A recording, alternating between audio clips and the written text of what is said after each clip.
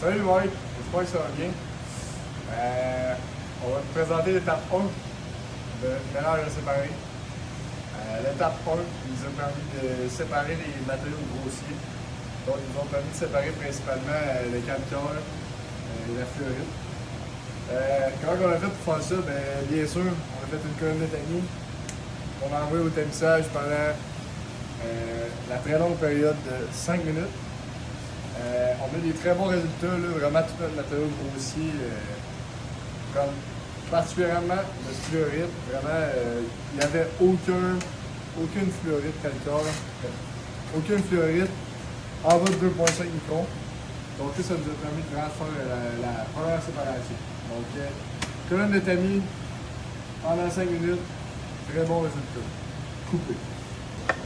Bonjour Mike, j'espère que tu vas toujours autant bien que quand tu as commencé à écouter la première étape. Deuxième étape, qu'est-ce qu'on a fait? C'est extrêmement simple mais pas recommandé. Nous autres, on s'est dit, pourquoi pas essayer d'enlever la magnétite tout de suite. Donc, aimant, on a mis l'aimant dans notre mélange séparé. On a séparé la magnétite de notre mélange. On n'aurait pas dû faire cette étape-là en deuxième parce que il y avait quand même un petit peu de rejet dans notre concentré de magnétite. Mais sinon, pour ça nous a donné des super de bons résultats, ça a donné une belle concentration de magnétite. Fait que c'est ça. C'était la deuxième étape. Comme j'ai dit, on aurait peut-être dû faire flottaison avant parce que il y avait un peu de rejet dans notre magnétite, mais c'est ça. Donc on a fait l'aimant, c'était comme un peu pour l'étape du Pungo. Salut Mike, c'est encore moi. J'espère que ça va encore mieux qu'avant la première étape.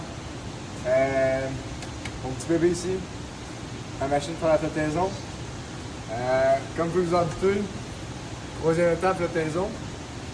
La flottaison, elle vous servir à quoi? Séparer le graphite du reste du mélange à séparer. La flottaison, comment ça marche? Tu mets une quantité d'eau qu'on a trouvée avec plusieurs calculs super intenses.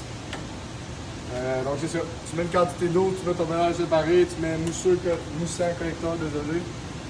C'est ça, tu mets ça dans le jar de bac. Après ça, tu descends ça, tu pars là, ça fait mousser. Ça nous a permis de séparer notre graphite du reste du mélange séparé. Pour de vrai, on a eu des excellents résultats avec ça. On est super content de ce que ça nous a donné.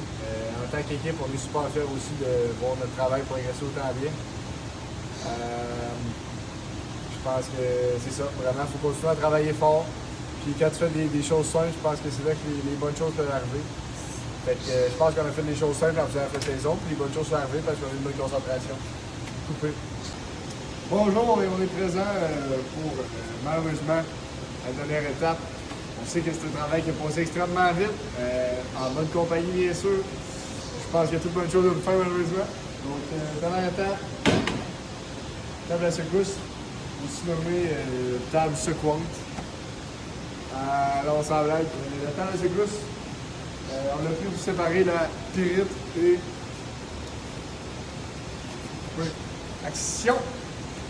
Donc, la table à secousse sépare la pyrite et la galène. Comme on le sait, comme on s'en doute, c'est nos deux dernières matières vraiment qui étaient à séparer dans le mélange séparé. Pour la table, comme on le sait, là, on s'en est parlé un petit peu. L'angle de la table est quand même élevé. On veut quand même une bonne séparation. Sans blague, on est super content de nos résultats. La séparation était, sans aucun doute, excellente. Malheureusement, il a fallu qu'on passe une couple de fois notre matière, notre mélange séparé dans la table à secousse. On a eu un peu de misère au début de trouver les bons paramètres. On a fini par les trouver, donc on est super heureux avec ça. Donc je pense que ça ressemble à ça. Table à secousse, inclinaison quand même élevée, je pense que c'est autour de 22 degrés, je ne me trompe pas.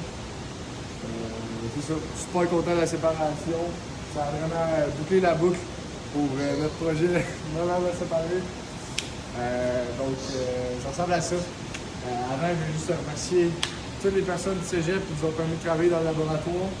Bien sûr, j'aimerais spécialement mentionner l'aide de Mike Chirona, Dynamite, Mike McClure, appelez comme vous voulez, mais Mike, prof de procédé, super incroyable. Je pense que son aide a été assez utile.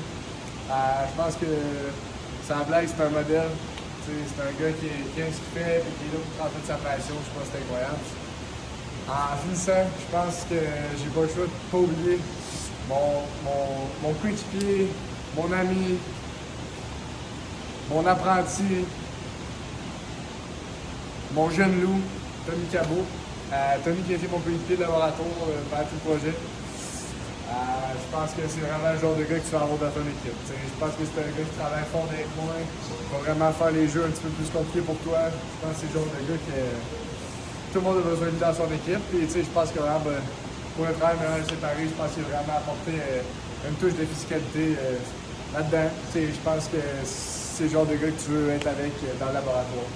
Donc, merci. J'espère que tu te sens autant bien que quand tu as commencé la vidéo. Ça nous a fait un plaisir de faire un cours de procédé. Sans blague, c'était magique. Les émotions, il y a eu des hauts et des bas, XRF, mais je pense qu'il y a plus de positifs que de négatifs. Et je pense que c'est vraiment incroyable. Là. Donc, j'aimerais remercier tous les fans et tous les professeurs, Mike Chirona, Mike McClure, qui nous ont vraiment aidé à procéder au cours de procédé. Merci. Coupé.